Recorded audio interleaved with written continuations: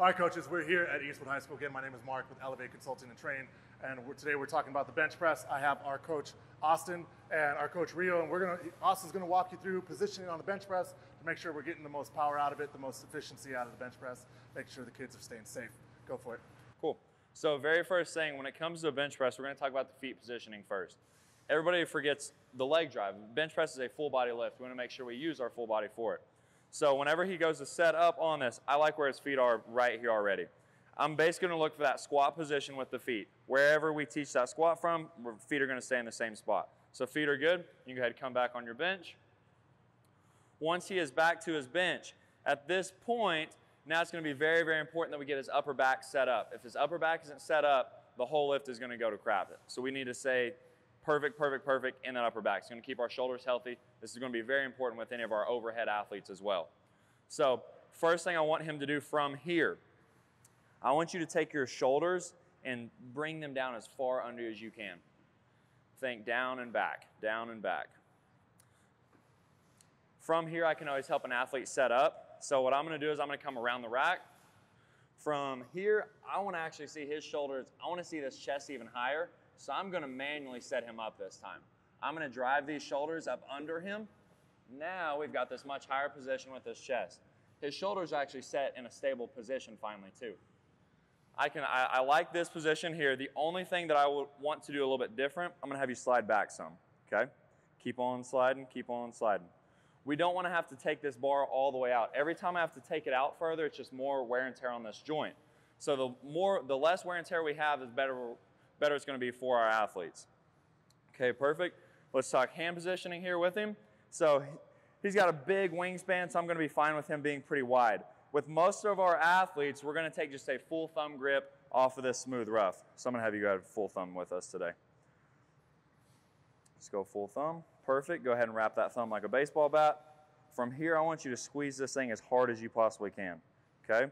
We're squeezing and we are trying to pull this bar apart as hard as he can. If he pulls it hard enough, he's going to feel his back light up really, really hard. It's going to start to cramp in his back.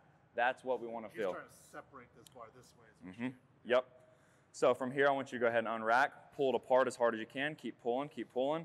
I want to keep this chest up where we had it. So if I try to find my hand with your chest. Boom, there it is. Okay, touch point. I don't want him going way down here and I don't want him going way up here. I want him to go somewhere around these upper abs, right below the nipple. Once he gets there, big press. Yep. Everything we do, we want it to be nice and fast on the way up.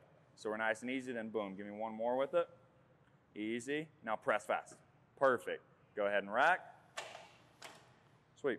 So good, man. Some feet position. A lot of times you see athletes with their toes into the ground or they're flat-footed. So what are your thoughts on that? So what I'm looking for, let's go ahead and have you reset back under.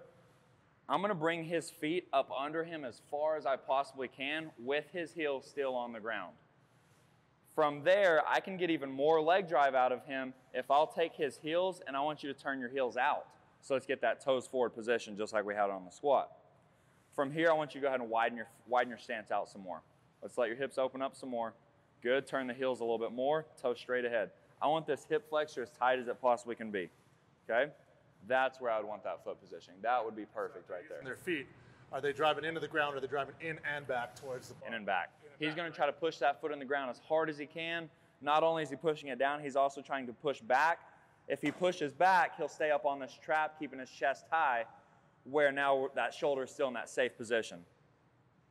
That's perfect. Give me just two more. Wrap the thumb, yep. Pull that bar apart, apart, apart. Big punch. Good, rack. So where we find a lot of mistakes on younger athletes, and especially female athletes, is they try to drive it into their delts. And so their touch point is a lot higher. So go ahead and show me that real quick. So as the bar is higher, and he's not where Austin was talking about here, his elbows drive wider, which creates more pressure through the delt. And in that position, for one, the delt's not very strong in that low bar, in that low position. It's pretty strong out here, which is fine. But once it gets here, the delts have to really strain to work, and that's where you can find some issues. Right here, we put more force on the triceps, more force on the chest. And so you'll find a lot of young athletes kind of pulling it back, trying to peel their elbows out.